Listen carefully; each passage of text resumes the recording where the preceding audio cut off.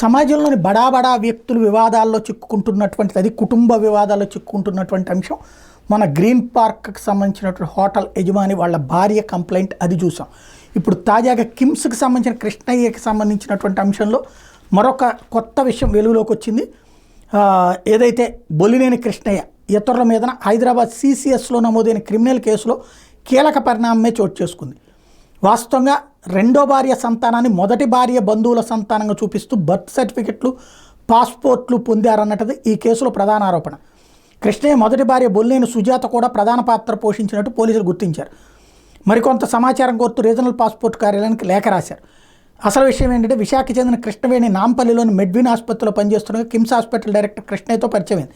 తన భార్య సుజాత్తో సరైన సంబంధాలు లేవని, ఆమెకు పిల్లలు పుట్టే అవకాశం లేదంటూ కృష్ణవేణిని నమ్మించిన కృష్ణయ్య ఆమె రెండో వివాహం చేసుకున్నారు. వీళ్ళకి 2004లో కుమారుడు అర్జున్, 2006లో కుమార్తె వైష్ణవి పుట్టారు. అయితే కృష్ణయ్య పలు కారణాలు చెప్పి పిల్లలను తీసుకెళ్ళిపోయారు.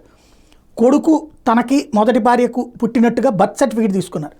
ఇందుకోసం 2007 జనవరి 29 GHMC సర్కిల్ 18 కార్యాలయంలో రిజిస్టర్ చేయించారు.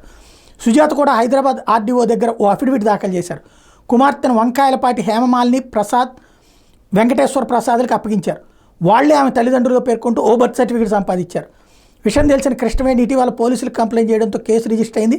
దర్యాప్తు చేపట్టిన అధికారులు GHMC నుంచి కీలక పత్రాలు పొందారు.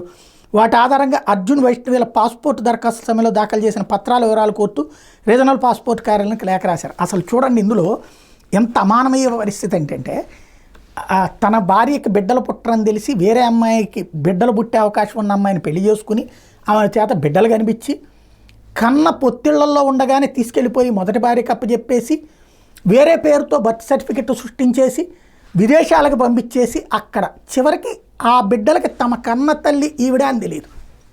వాళ్ళు ఏ రోజు చూడలేదు. తమ తల్లి అక్కడ ఆవిడే అనుకుంటున్నారు. ఈ అసలు తల్లి తన బిడ్డల కోసం కొట్లాడుతుంది. సినిమాల్లో అయితే కనుక ఇది పెద్ద సస్పెన్స్ సినిమాలు అయ్యేది, ఒకప్పుడు సౌందర్య లాంటి వాళ్ళు తీసిన సినిమాల కంటే.